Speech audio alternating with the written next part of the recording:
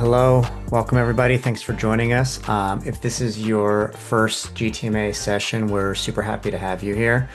If you've joined us before in the past, you guys know that Go-to-Market Academy has been on an absolute tear over the past few months. And I hope you're excited because today we've got another great session teed up for you all. For those who don't know me, my name is George Guidasolo. I'm a program manager here at Meta. I've spent my career helping teams launch products and grow audiences worldwide across tech, gaming, and entertainment. Many of you already know me as the MC for these sessions. And my role is to connect you guys with experts that can help you level up. Today's session is no different. We're turning our attention to community. Community is one of the most important pillars for your long-term success. It's what keeps your game alive well after you've launched. Another way to think about it is when you invest in your community, you're actually investing in a sustainable growth plan. That's why we've named this session Community Building for Growth. So what you can expect from today's session are three major things.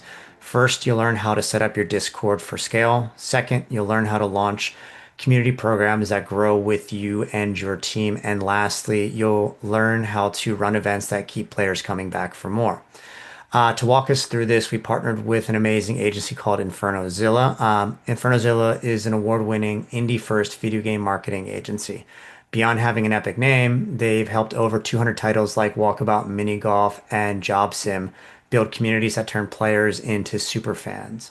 At the helm is Natalino Carlo, Infernozilla's CEO and founder. He started his journey as a community manager at Battlestate Games, where he ran forums, events, and user interaction for games like Escape from Tarkov.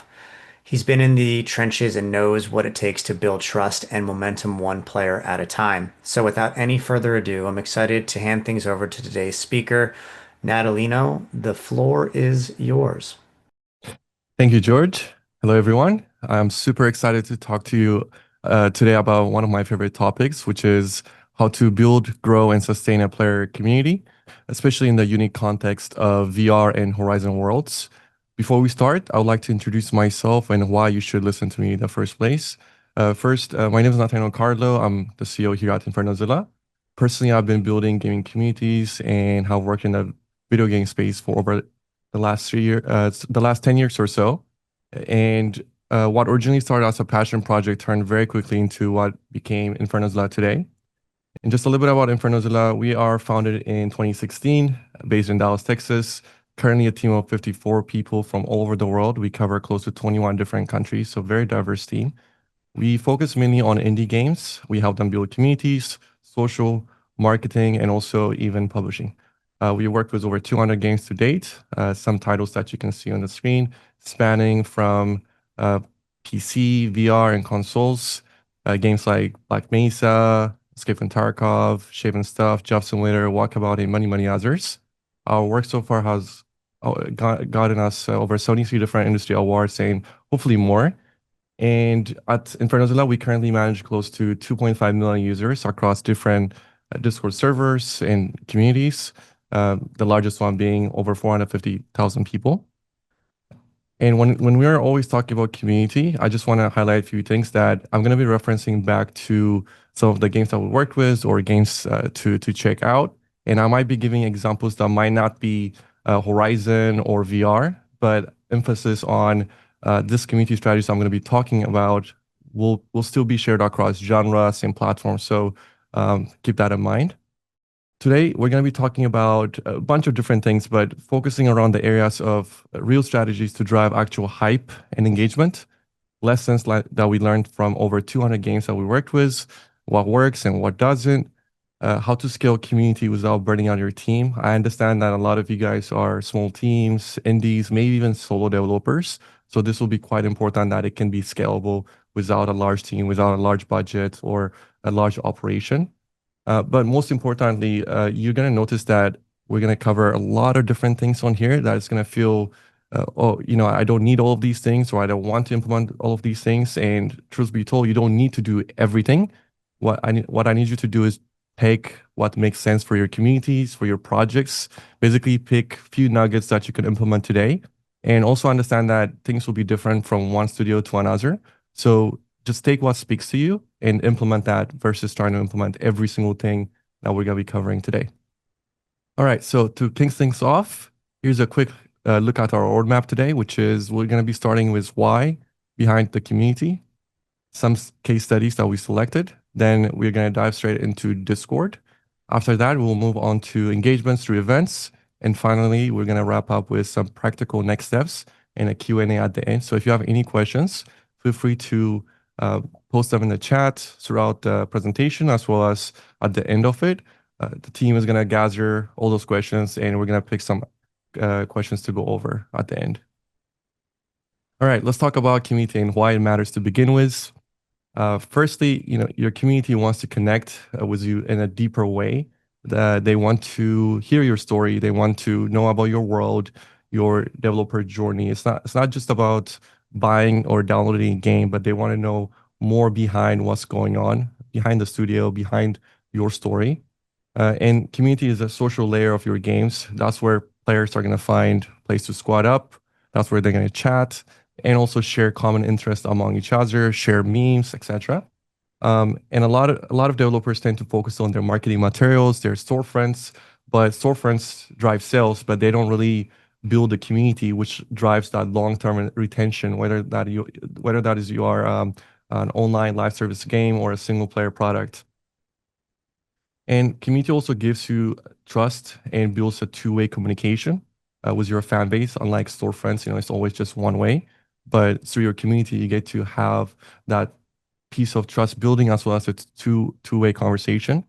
It's also your source of UGC, user-generated content, whether that is for some of you, the actual in-game content that builds the game and brings people back to play more and more, or it could be your user-generated content that can be used for your marketing materials, your marketing assets, as well as the reason that more and more people find you, which we'll talk about later on as a word of mouth. Your community can also serve as your QA department. Even for some studios that have professional QAs, your community will serve as your feedback and your testing group. That gives you a lot more intimate information about your game that you can go and improve, fix, and provide a better product for your fan base. Your fans will also become your champions later on, and they will turn into your moderators, your translators, ambassadors. More on that later in terms of community programs as I dive into this presentation. And as George was saying here, your community is going to be your biggest asset. You build a strong community once, and they'll follow you wherever you go in your game journey, whether that is sequels, new products, and anything else really that you go into. They become your asset that you build once. Whenever we're talking about building a community, at the forefront of that, the choice of platform we're talking about is Discord. I'm pretty sure many of you guys already know this and probably even use it, but Discord is essentially the industry standard right now for any modern gaming community. It enables you to have two-way communication between developers and players, and players to players, right? All the everybody around your product will be engaged on this platform. You get to have also full control over your announcements, your patch notes, your events. This is where you get to have the entire pipeline of your marketing and your communication of your product. But also, this is where you can influence your culture as well as your structure for your project. This is where, if you want to be known by the most active, most engaged community, or perhaps by mistake, the most toxic community, this is exactly where everything gets built. And that's why we always emphasize and use Discord as a choice of platform. Now we'll go over some best practices for cultivating your community and examine how titles have successfully implemented these strategies with little to no budget. I'm going to be highlighting certain projects that we picked, but throughout the presentation, I'll reference back to some of these case studies to kind of tie in the biggest points I want to make. So first is we chose some tight-knit, very successful, but communities that grow in a very small scale, but got into a large player base. First, we can look at Black Mesa's loyal fan base that managed to drive 1.8 million words to be translated into the game in a matter of 6 weeks, all powered through the community. And best of all, the cost to get that done was $500. And the total number of languages translated was 35 different languages. We'll talk more about this later as well. And we want to emphasize that smaller communities are easier to engage, mobilize, and listen to. And these are the people that are most likely to join events, playtest, and shape development. And other examples that you can see here are different tournaments from Walkabout Mini Golf, Hunt the Dev event from Contractor Showdown, and also Elemental Battle Sandbox's community hosted events as well. Next is strong discourse building structure will allow building a strong discourse structure will allow you to develop a community that feels a sense of belonging. You can see here Black Mesa encouraged introductions from fans, where when they join, they were asked or encouraged to post custom introductions about themselves. And each of their introductions of those new customers received a response from a developer or a community member, basically highlighting exactly what they were saying. Of course, this is not scalable after a certain level, but when you first start, you don't want to automate too soon. You want to build a community one person at a time, essentially. And that's one of the things that they used to do. They also celebrated community-made arts, memes, and even went beyond to doing a baking contest, which for a first person shooter game, it feels weird, but it fit right into the community to engage them in different creative events. Other things to look at is structure, such as roles, channels, makes people seen and builds a sticky and scalable culture. And then we also have Kawaii Creator and Contract Showdown show this kind of organized layouts and active moderation as well, which we're going to be referencing back later throughout the presentation. Next is one of my favorite topics when we dive into it in the community program side of things later on, but community as your first team, essentially building systems and community programs around your project that eventually becomes your community-led community, which we'll talk about later. So few things to highlight. Black Mesa shared public roadmaps and had also their developers deeply embedded into the day-to-day communication inside the community.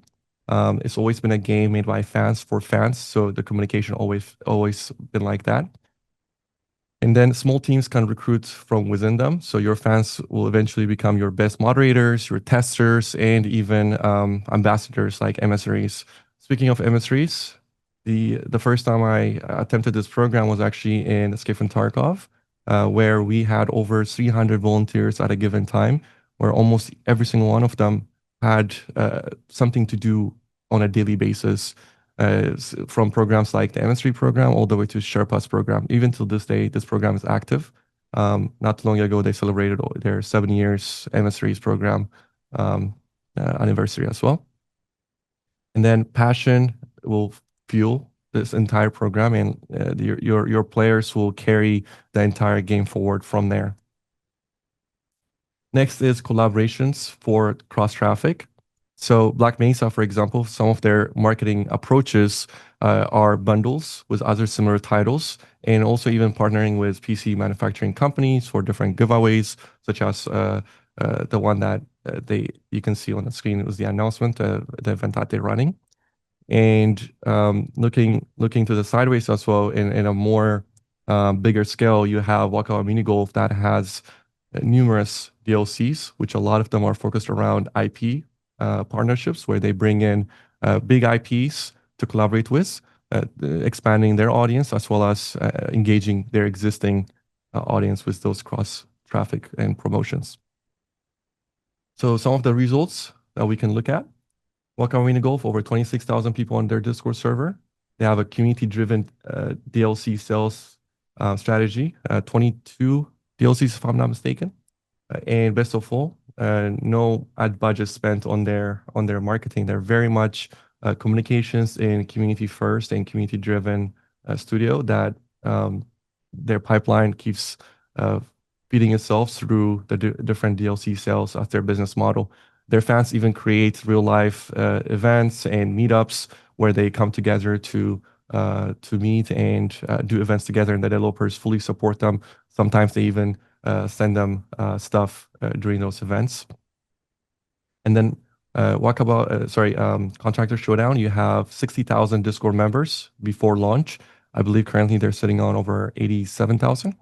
And then before their launch, you have 10,000 early access signups, which their goal was to get as many people onto their Discord, into their community, to do play testing and get feedback, like server testing and all that. But also during their launch as a battle royale game, to have an active and full server with high concurrent user base. And then Escape from Tarkov, 450,000 plus Discord members. And almost any time of the day, they're on the top charts on Twitch, with a lot of the content creators that you see today in the tactical FPS shooter genre are actually former, or some of them is still current ambassadors slash emissaries of Tarkov, who used to have very, very small channels, like a few 10 people, 20 people watching them during the time that they went live. But with the game, they grew together. The developers took care of them as much as they could, and then vice versa. And took care of them as in not through payments, but more of like amplifying them, providing them information leaks. We'll talk about the content creator program later, but with those activities, and they grew with the game, and they helped also the game grow. And all of this was 100% organic, no ads or paid influencers at the time. Those changed throughout, the growth of the game, but majority of the early seasons, it was like that, nor any kind of traditional marketing team. A lot of the marketing team was really the community and the community programs along with it. Then Black Mesa, which I personally consider one of the most loyal and most positive community I ever seen or worked with from my experience, both as a gamer and also as a professional in the industry. And they have 65,000 positive reviews on Steam as a paid premium game with overwhelmingly positive reviews.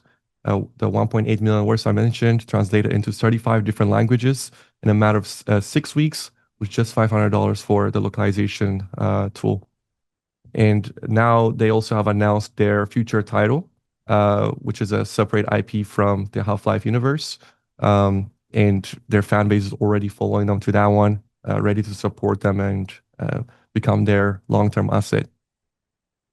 All right, section 4.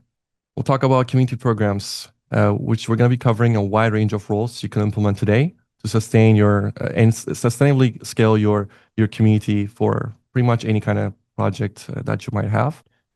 So the core community roles that we're going to be talking about today are going to be moderators, playtesters, content creators, ambassadors or emissaries, mentors and Sherpas, and translators.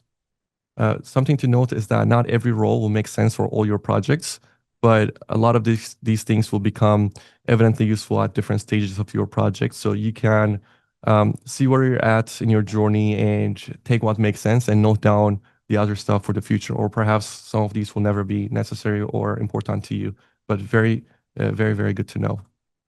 First one is moderators. So most of you probably have volunteer moderators inside your community. This is one of the most common ones we see almost across any online community. But your moderators are basically your frontline community guardians, mainly on Discord, but also it could be on Reddit, other forums. Sometimes I see moderators being used on Discord, but developers forget to use them on other places and empowering them into your other platforms. They help you keep things civil, step in when conversations derail. They will help you spot bugs and community frustrations early on. And they're also able to provide quick support even before your official staff can step in. Whenever you're recruiting your moderators, we suggest that you aim for global time zone coverage. And the way we like to approach this is all of our moderators across our communities, they have to submit proper application forms. When you first start, you can handpick people, but later on, you want to take in application forms, giving a sense of importance as well as more seriousness towards this program, which we want to do the same thing with the other programs as well. Then make sure you read through the applications, check that player's past history, notice their attitude and their interactions, and then bring them on as a trial member. And then from there, maybe after 15 to 30 days later, you promote them into an official full-on moderator, and perhaps you can also limit access depending on those the stages that they go through. We generally suggest that your moderators are 18 plus, but I understand that some of your communities might be very young community, and you might not be able to find 18 plus users inside your community, or perhaps your most active and loyal fan base might be under that. But if they are under 18 and you're involving them in this kind of thing, make sure you are looking at any kind of legal issues as well as parental consent, all that kind of things. Next is your playtesters. So this is going to be a program you can use for your early feedback loop to have better launch. A lot of developers, instead of being preventive, they react after their reviews are negative. And one of the best programs you can utilize is essentially early playtesters, right? Where you can involve your community to play the game early, give you feedback, and implement those changes and improvements inside your game. A lot of the time, developers trust and believe just on their QA departments or external testing groups, but forget that there's also another layer of testing you need to do, which is inside your community, who's going to be catching more bugs. They're going to help you test for feel, balance, and progression. And they also become your first hardcore fans later on because they got to be involved in the game early on. So it's not just about your playtesting. But also, this is about building your core fan base and communities through those incentives. Speaking of incentives, for instance, Contractor Showdown, one of their biggest strategies to grow their Discord, which was 3.5, 4 months before launch. They started on 15,000 people and grew all the way to 60,000 plus.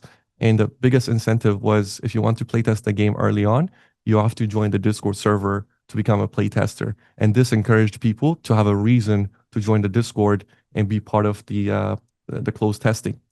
So this means that playtesting can also be used as a marketing tool, not just as a QA tool. Usually you can also host these things as a NDA'd closed groups, like small neat groups, or you can make them public on places like Discord, Steam, or any other platform of choice. Next, we have content creators. So for many of you, I know you want to encourage more content creators to cover you. You want to encourage more people to share content about your game on social media, on forums. I know it feels great when you see somebody else playing your project and they're talking about it. You're seeing excitement about it. But it's often feels like it's not sustainable. You have to constantly reach out to people, or it seems like you have to constantly pay people to get it done. The alternative of that is building a small but very VIP-like program, which is the content creator program. You can call it anything that fits your game's genre or that universe, but simply let's call it content creators program. This is where you're going to be taking in select individuals, whether they are already creators on YouTube or Twitch or TikTok, wherever it might be, or they're just fan members that like to share different content on social media, even small accounts, or on your personal Discord server. On your games Discord server, they share content there. Then you can empower them by making them the official partnered content creator. What this entails is they're going to have access to you and your team and their direct channels, so dedicated closed channels, where you're going to be providing them with different leaks, giveaway possibilities, amplifications, meaning that you're taking their content and sharing it on the official social media accounts. You're allowing them to promote themselves in your Discord server. You're providing them sneak peeks and things that you're developing. Maybe you're doing developer appearance on their contents, or maybe you're helping them hosting different events and competitions, and you're providing some keys for giveaway or whatever prize that might already be readily available for you. Whatever it might be, they have extra privilege to have access to you and extra things that other content creators cannot have, which is an upper hand that all content creators are constantly looking for. And by having that partnership with you and the loyalty that you're giving them, they're going to reward you back with that loyalty, making them your somewhat of dedicated content creator, right? That's why you see a lot of big games. You see their content creators are always the same people, constantly dedicated and creating content. When you bring them under your your banner under your umbrella and make them closer to you, the longer they're going to stay with you, as long as also with it, the game is growing. As I was emphasizing earlier with Skip and Tarkov, that's where a lot of them started. A lot of the content creators that are big today, they used to be very small back then, and they were just volunteers inside the community. This program doesn't need to be paid program. Just make communication and sharing very easy with them. And most of the time, we do this through application. So the content creator would apply, and then maybe your top programs where they get something extra. You can even tackle in some kind of onboarding/interview call with them to connect with them better. So you're not trying to interview them in this meeting. You're trying to connect with them better, and you can consider it your onboarding interview or meeting. But when you first start, though, when this program is not popular enough, perhaps you have to contact people directly and get them in versus adding more friction, such as application form. Then is my favorite community program, which is the ambassador/emissary program. You can, again, name any of these programs, anything that fits your genre and your game universe. Ambassadors are basically your bridge to global and niche communities. So there's a fine line between your ambassadors, your content creators. So ambassadors are not necessarily content creators. They maybe do not have a channel per se where they go and create content ads, but they can become your ambassadors. And sometimes your content creators can also double up as ambassadors. But they're basically your bridge between a certain global region or they are a niche community. So let's take an example. So it could be in Tarkov, for instance, we had emissaries from different countries. I think 20 something countries like Japan, France, Spain, Portugal, right? Like we had emissaries from each region. And for example, we would go to our emissary of Japan and we will say, hey, what is who are the 10 very popular content creators in your region? And if you ask me, I would not know, but our Japanese emissary would know who they watch in that region, who is relevant. So we're able to target those people, reach out to those people through our ambassadors, through our emissary. And in Wakaba Minigo, for example, we had emissaries in some Facebook niche groups for VR. So we had the Oculus Quest Facebook group that had a huge community, and there was an emissary/representatives from there where we can reach out to them about any kind of new releases and announcement that will come in. We had emissaries that from women in VR, LGBTQ community in VR, different community representatives. Or it could just be they have a nice, decent sized Discord server or maybe a guild, and they become the ambassador of that community. And you can also use this program to help you translate all your announcements into their different languages and their individual groups to be shared. So think of it as your amplifiers of your announcement. And you want to make this a very exclusive event, a very, exclusive community program, high status role in the community, and the ROI can be very strong. They need to be seen as, oh, wow, he's an ambassador in this community, the emissary, right? It's like a big privilege. They become your mini CMs and your advocates, really. You can also use them to host different events, competitions, and different groups. Just make sure to help them with some prizes and announcing their events, all that kind of stuff. Okay. Next is mentors and Sherpas. So for many of you, this might not be relevant because this usually makes sense for projects that are very much difficult. So to get into as a new user, a new player. But the ones who become mentors and Sherpas are essentially the veteran players who are going to be guiding newcomers. So this could be helping new users in the help channels or even sometimes in-game lobbies. It could be hosting different intros and events, answering questions, and helping build confidence inside the community. For Tarkov, they even went because the program became very successful. We had over 200 Sherpas, I believe, at the time, and there was even a website where you can go on there, request for a Sherpa. You can schedule a specific time. The Sherpa can even generate a game code for you, which will receive a special gear for that raid/run, like a match of a game, basically. And you can implement those kind of features, even in-depth things, but it could be simple as experienced community members that are going to be helping your fan base to answer questions, writing guides, Wikipedias, those sort of things. Um, you can also replace this with tournament hosts. Like Wakaba Mini Golf has different tournament hosts and different tournament leagues that they do, and then have them capture content to share on social media. So it could be changed into that one if your game is not that difficult to understand and this program might not make sense. So it can be replaced in that manner. Okay. Next is translators.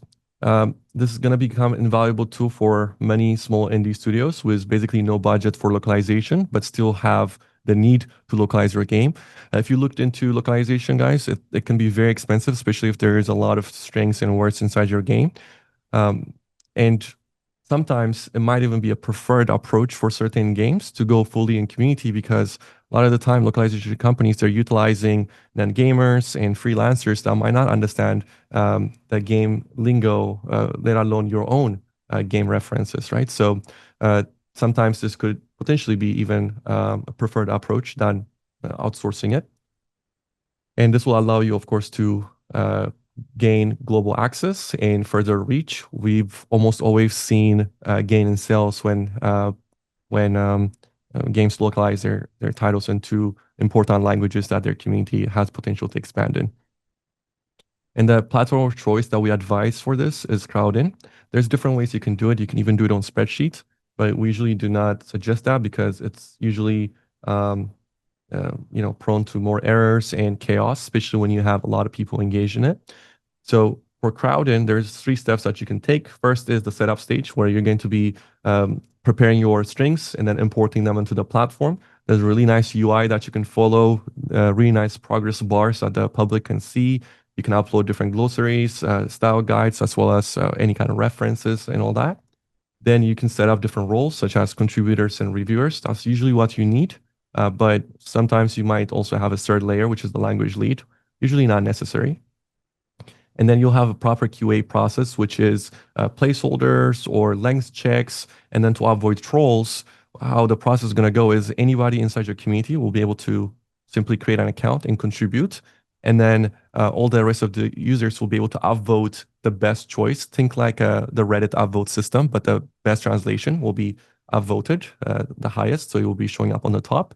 Then your most trusted reviewer, which is essentially a community member that you trust, that you can give them this access to, that speaks that language. They'll be able to become the peer reviewer, essentially, which is going to be accepting in the last choice of the string that's been translated. And then after that, all of that goes into a downloadable file where you can integrate inside your game directly. And now you have full-on language. 2 tips to consider is credit the contributors by language, and then also reward milestones, so such as like merch, prizes, shout outs, all that. You're going to notice that when you first announce this, it might not be as engaged as, it might not be mobilizing your community very easily, but you can increase this activity just like any other event that you run through incentives, right? Like merch, prizes, the shout outs. Also make it an exciting campaign, make it a competition between one language to another.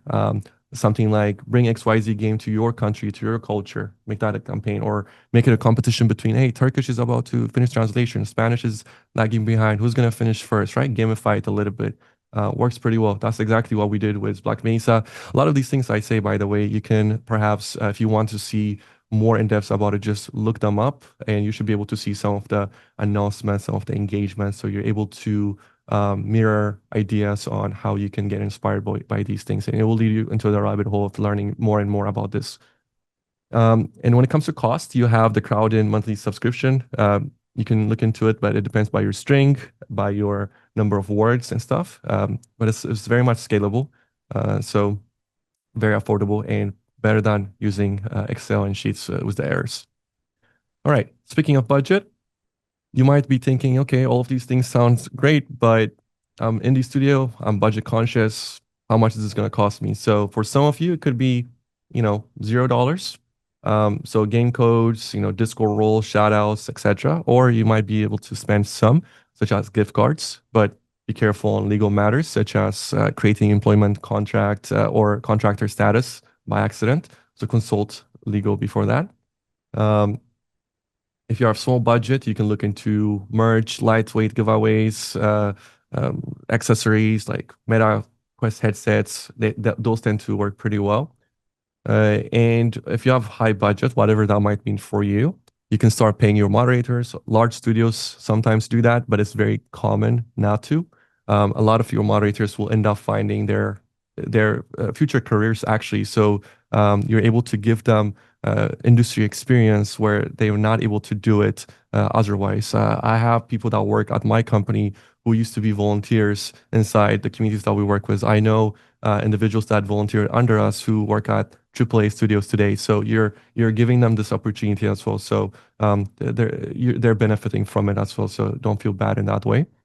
And PC giveaways, though you can also do sponsorships, you can use that as prizes, tournaments with large cash prizes, especially if you have a esports like game. And then you can start also paying some of your user-generated content creators, the ones that are also clipping and getting a lot of views for you. You can start paying them by a certain amount of views, just make a minimum cap upwards. You can look into the Clipper and the UGC world to learn more about this. Okay, now section 4, we'll talk about setting up your Discord with future scale in mind. Just a few things to remember first is that don't forget that traffic source is necessary for your Discord to grow. There's no way your Discord will grow or have a reach without it.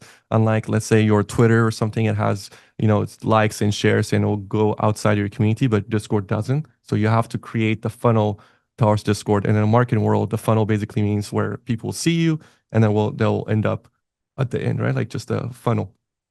And early developer involvement builds trust and helps funnel traffic to your server. Structure matters, so channel names, roles, permission will shape the behavior and where your community will go, even from the smaller things that you're going to be doing. So you have to be very intentional. Don't rush bots. They enforce culture, but not create it. So do not automate too soon.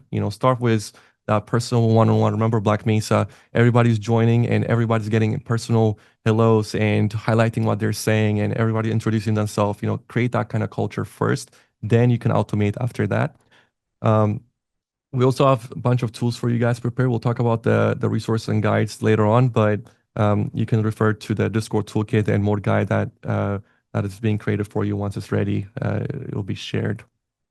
Okay, so your Discord. This is your community HQ.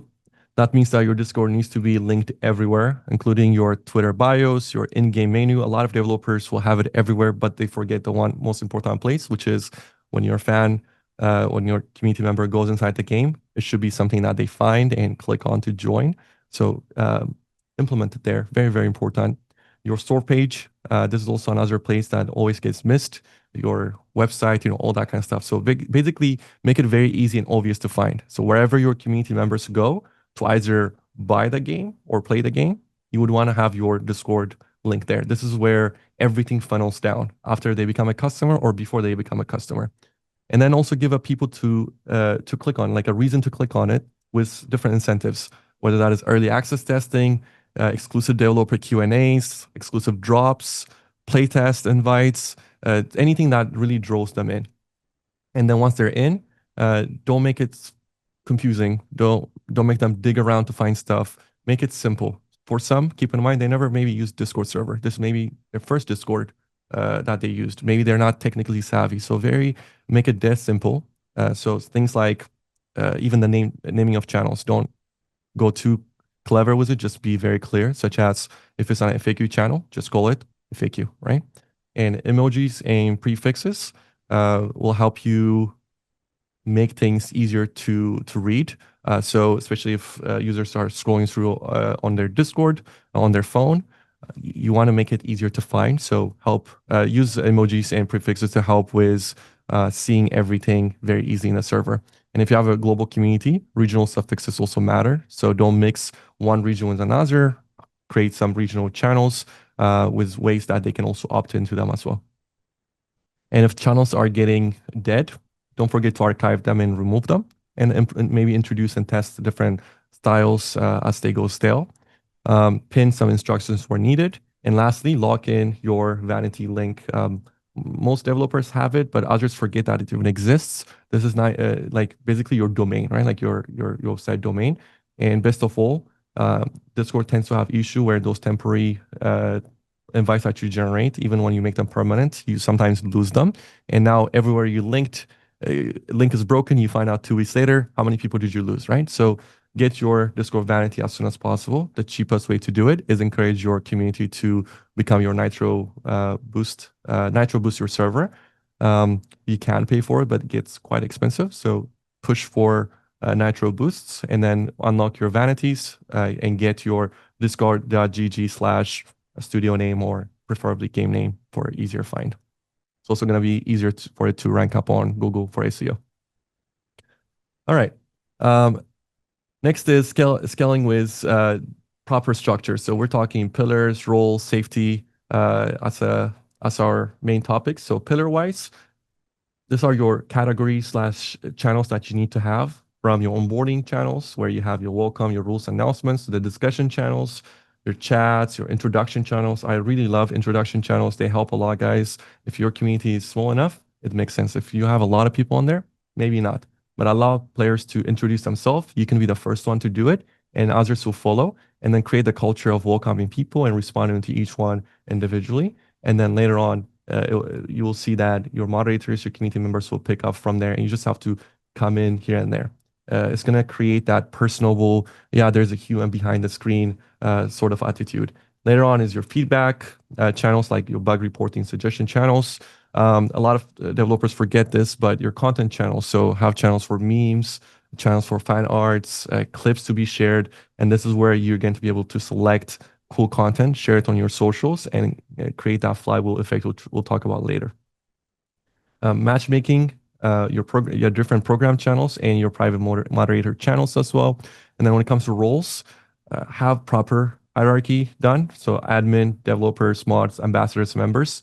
Most of the important thing I want to talk about here is not everybody is going to need admin access, even though they're your developers and they're trusted team members that have NDA, or your moderators, you trust them, you love them, but they don't need admin permission. That just exposes the server for possible hacks and then the server being nuked.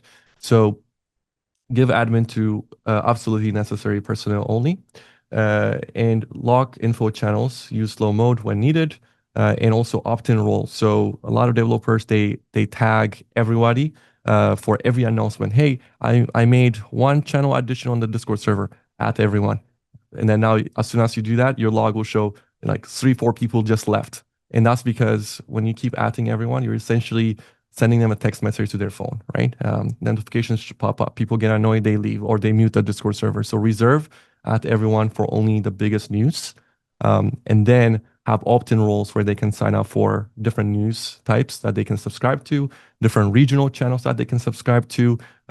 If you don't know how to do this, we have the guides that will showcase that, or also you can look this up on YouTube, and there will be ways to check how to create opt-in roles with different bots, which I will also share later on. Training your moderators with SOP, so how the process works for banning, muting, etc., as well as your two-factor authentication to be mandatory for anybody with any kind of staff position. That way you're avoiding any kind of safety concerns and security concerns. A lot of Discords are targeted for hacks and scams. So, and everything that you do, you also want to log all moderator action and limit bans. So kick, mute before bans. When it comes to safety, escalation path needs to be there. So the user would have to go to the moderator, from the moderator to the community manager, then to the developer. As you scale things, it's going to be overwhelming for a developer. Sometimes developers will even quit doing this stuff after a while because it becomes overwhelming. So you need to have a proper escalation process. Don't make everybody come to you. Have a proper chain of command per se. And then your SOPs, like we mentioned, and then launch week plan. So add your filters for certain bad words, slow modes for busy channels, and your bots to be set up. And next is, now that you have volunteer moderators, you should expect that they will make decisions that you might be not in favor of, or maybe they pulled in the trigger too quick and too soon. So allow people to appeal those things and audit those logs and allow for that appeal to happen. All of our moderators, they tend to have evidence channel. So in that channel, in addition to the regular log by the bot, they also are required to share a screenshot of the violation. So that way, if anybody violates anything, we can just pull out by the case number and look at the that ban and appeal the process. And here's the snapshots of some bots that help you scale and secure your server. We encourage you to use one bot per each category. And yes, we have a full Discord toolkit if you want to learn the setup in details or permission templates and all that good stuff.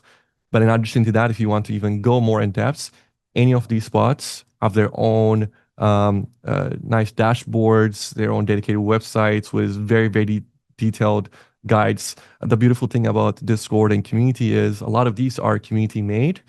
So they are written in a very community friendly way. So you should be able to pick them up in a very easy manner. But here's some of my suggestions to which bots to use under which category. So topics under onboarding and roles, you have Dino, which is a very all-purpose, easy to set up tool. Then under anti-raid and verifications, you have Wick, best for server security and the anti-raid stuff. Zeppelin, built to scale and very highly customizable. It can also replace Dino at times, but I like to use a combination of both. Ticket tool, one of my favorite tools to use. Not because I love giving tech support all day, every day, but it systemizes the whole process. So for many of you guys, you don't have professional Zendesk with professional support team. So what you could have though is in your community Discord server, you can have your TikTok tool where fans can come there, click on a button to create a dedicated channel for a ticket where you can help users one-on-one, whether that is technical issues or any kind of support that you want to provide them. And slowly, you can also hand over that to your community members who are dedicated to help with this. You can make that a community program. Tarkov had tech support community members providing support as well, in addition to the moderators and other program members also taking part, and developers also step in when needed. And then Apollo, depending on what kind of scheduling system you need, you can use Apollo for that. And Discord doesn't have a great insight tool like statistics and stuff. And if you're like me and like numbers and seeing, how your Discord is growing, depending on what actions that you're taking, StatBot can be a really useful tool to get those insights for decision-making process. And lastly, for giveaways, you can use the giveaway bots, simple one-click giveaway solution. So those are some of the tools that we would recommend that you check out. Now let's shift gears and talk about one of the most important levers that you can utilize in the community for sales as well as growth, which is engagement and regular events. One thing to keep in mind, you don't need a huge budget, but what you need is intention. The goal is to keep your community returning, not because you're spamming them with a bunch of giveaways, but because there's a real ongoing value to be inside your community. Things to remember. Great events require planning. That means structure, time, and clear promotional cycles. Dev-led Q&As and betas are high-impact moments, and they build hype and foster trust. But if you're a solo developer or a small team, sustaining this cadence alone is very, very challenging. That's where hiring a community manager becomes essential. Or perhaps if you cannot hire a community manager, you can promote one of your best moderators as a lead moderator, so that way they can have some level of leadership in there while you're busy. And then community managers provide that consistency that we talked about, as well as scalability needed to keep events running while allowing the dev team to engage and take part in community activities when they can or when they want to, and with support of the community manager. And here are some events that you can run this month. Depending on your game, depending on your situation, there are different things, but some quick wins that you can have are things like speedruns, scavenger hunts, dev matches, whether that is competition against the developer or playing with the developer. Contractor Showdown, you saw the Hunt Lawn event, which is Lawn is the LON, Lawn is one of the developers' name. And players were tasked to hunt him down and get him to win a different prize. And all of these events are super eye-engaging and easy to spin up. You don't need to go inside the game and implement anything in particular. If you want to do that, you can, especially those seasonal events where you might change the world because of the type of holiday it is. Maybe it's Christmas time, so it's raining, and maybe it's Halloween, so now everything is spooky and pumpkins everywhere, right? But you don't need to go that route. You can simply do even Halloween stuff outside of the game without the game changing whatsoever. You can still engage your community with low effort, low budget, and still make it fun for everyone. Um, but just try to anchor in some lore or real world moments like holidays in the game together. Pick what fits your resource and make it native to your world is what I would say. So why events to begin with? Events will drive your user-generated content.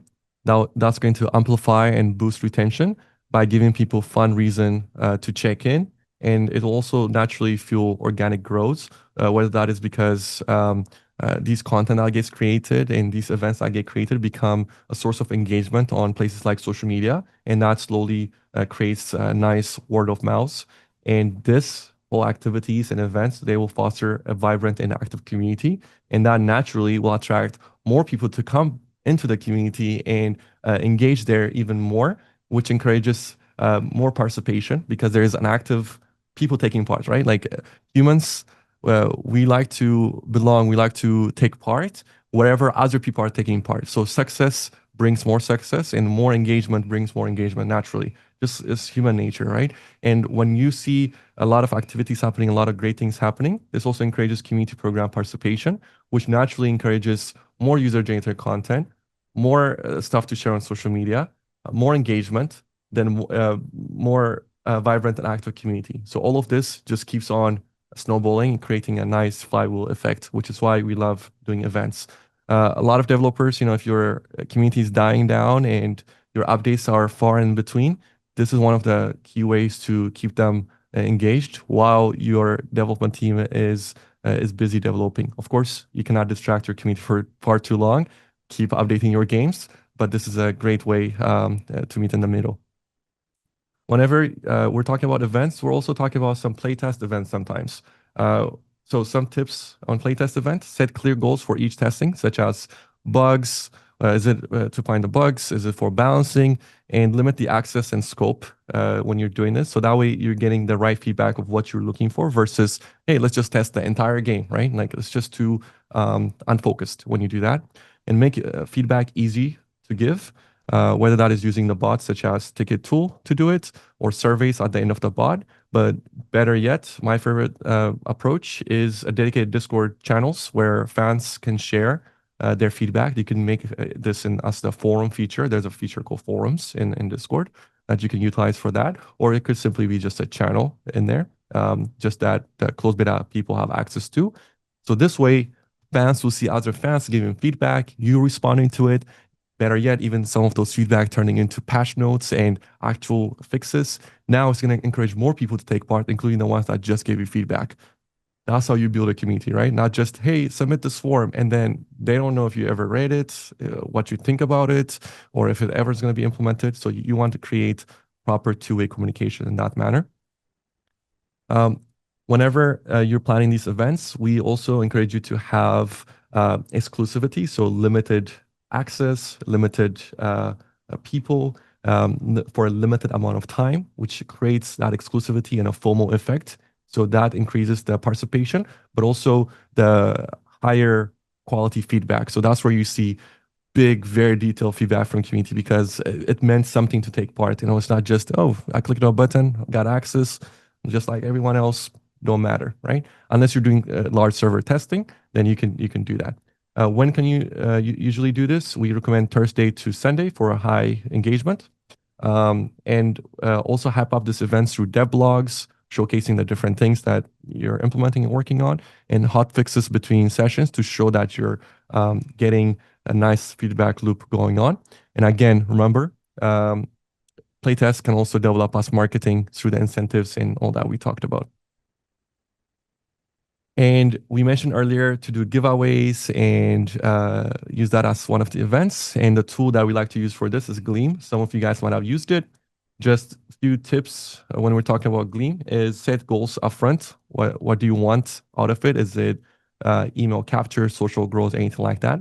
Make sure you follow the law, such as age gates, regional rules. Like for example, in the US, you have to be careful in how um, you do these giveaways because illegal lotteries is a thing. So you have to be careful on how they're done and what the rules are, all that. If you go into the rabbit hole, it gets very complicated, but speak with legal if you have to, follow the proper policies in order to do this. Um, and also transparencies are very critical. So be upfront about what the prizes are, how to get in, and how you get the prizes, and distribute things as soon as the winner gets announced. Speaking of, winner needs to be picked randomly and needs to be announced publicly. And do not put paywall or have vague rules. Paywalls meaning, hey, you have to buy the game to take part in a giveaway, which is usually considered illegal to do that because that's considered a lottery versus a giveaway, which you cannot do without special licenses and like lottery possibility to run lotteries, right? Um, and also, this vague rules will kill trust, and that's a quick way to be branded as a bad developer. Um, yeah, and just double check other things such as custom fees. You don't want to send prizes to your customers and they cannot even claim the prize because they have to pay custom fees for it. Sometimes higher cost than what the item is itself, depending on where you're sending it, because there's different customs and import fees. And also some gift cards that you might send out might be only region locked. So do not buy the gift cards before you know who the winner is. For instance, if the gift card is being bought in the US, but the customer is in Europe, they might not be able to activate it. Now you just bought a gift card you cannot give out. So wait until the winner and buy the gift card for their region, depending on the gift card type. All right. So where do we even begin with community building? We talked about a lot of things. It can feel overwhelming to see like, oh, all these programs, all these events, so much information. But your journey will not look the same from another developer that's here today. Your current situation might be very different, and your community might also be very different, and it will be very different. But having a roadmap for community setup help you start and scale intentionally. So I'm going to be breaking down a timeline in reference to your launch period. But when I'm talking about this, you're going to notice, oh, but I'm already launched. So it's too late or too early for me. But one thing I want you to see is, depending on where you are in the situation, just find yourself in this map, what you have established and what you do not have established, or what your timeline might look like, and execute from there. Okay. So first is 12 months before launch. So this is where you have announced your game perhaps, and this is where you want to do early setups, giving your community space to grow with your project. So your Discord is being set up, your guidelines, all that. Think of this phase as laying the foundations and that groundwork, and keep things low stake. So listening more than broadcasting. So, talk to your fans, engage with them. It's almost one-on-one, building one player at a time situation. And pick your informal helpers, maybe one or two people. It could be your first moderators or ambassadors later on, right? Now you are 6 months out. Time to test your systems, both in-game and in your community. Small trusted playtesters will give you better signal than massive invites, so start small. Start your community rituals early. They can scale later, slowly, like through mini events and stuff that you can start today, such as game nights with a developer, Ask Me Anything event on a Friday night or something like that. Have backup plans before things break as well. So your escalation workflow should be in place slowly, because your community will start blowing up and now you cannot respond to everyone. So have the culture of proper escalation, not just going to the developer DM straight away. Now you're on pre-launch period, 3 months before launch. Even if you're late building a community, start here and build backwards, basically. This is where you want to put your onboarding system for your newcomers and for your new community members. You can use the native onboarding feature on Discord as well, or expand on that through different bots. Perhaps you want to launch your translator program for your top and requested languages. Clarify and publish what the roles are. We talked about so many community programs. So if we imagine you've implemented all of those, people are going to be confused when they join. What is emissary? What's ambassador? What's Sherpa? What's all this stuff going on here? It's going to overwhelm and they're not going to understand. They're going to leave. So by clarifying it, you're going to have people participating, but also understanding what the different roles are in there. So make sure you also train your moderators by now through different FAQs and some tech issues, and slowly remove the dev-only funnel. Create private spaces for communication with your moderators, MSRs, all that. You should already have this by day one, but lock the ban, like your secure system, your security system needs to be locked in, such as the ban suspension protocols, the two-factor authentication we talked about, moderation tools and bots are expanded. And this is a really good time also to make sure that the owner of the Discord server is not your account or any one of the developers' main accounts. You want to have a burner account that you created with a dedicated email exclusively to own this Discord server. So that way, by accident, someone you know, maybe one of your moderators get hacked, they send you a nice meme that you clicked on, a gift that you clicked on, maybe a link that you clicked on, and then suddenly you lost the Discord server and the entire Discord server gets deleted and the last 12 months of work disappears overnight. Happens very, very often than I like to admit. So have a dedicated account to own that Discord server where the only thing it does is on that Discord server, you don't log in unless you need to do ownership changes. So, okay.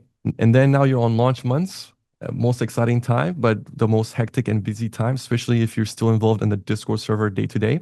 So this is where you want to assign a lead, whether that is a community manager that you brought on or the lead moderator that we talked about. Set up your different channels, your bug channels, your feedback channels. Maybe some of them are on slow mode to manage the traffic and the crazy activity increase that's going to happen. Host your different AMAs, so Ask Me Anything events. Perhaps also start pushing out updates and share roadmaps, just like Black Mesa with the public roadmaps and showcasing what they're working on, right? Celebrate your OG fans as well. Thank your translators, your testers, and your active community members. They have done a lot for you. They're going to continue to do a lot more for you. And this is where you get the opportunity to thank them, but also show for others that they can participate in these programs. And then also consider scaling your moderator team this month because it's going to get very busy and they can support the influx of new people and keep a check on community's feel. All right, so let's bring it all together as a quick recap as we are starting to end this presentation. Some final takeaways is community is infrastructure, but it also needs infrastructure to succeed. However, you don't need a big team. Just consistency and intent is critical. Just remember that it takes time. If you notice, my timeline was not, hey, let's build all this in a week. It started 12 months before, right? But it's never too late. You can start now, but just know that it takes time and a lot of consistent, intentional effort for it to work, just like anything good in life. But you now have a playbook to start with. So take the first step, build your Discord or start your first community program and go further from there. And look, you might not love or enjoy marketing. I speak with a lot of developers almost on a daily basis, and it's common that most do not love doing their marketings and even thinking about marketing. And I understand that you just want to design, program, or create, and that's totally fine. But community building can possibly be the most fun part of it all because you get to see things in a much more intimate way. You get to feel the changes that are happening. You get to see players enjoying your game. And best of all, it can be your best growth engine yet. And as we approach the end of the session, I would like to mention some resources we have put together for you and your teams. They'll be available very soon, and you'll get access to them, as well as the recording of this webinar as well in the near future. All right. Thank you, everyone, for your time and listening. I hope you found this presentation valuable and hope to see as many of you take advantage of it in your own projects and communities.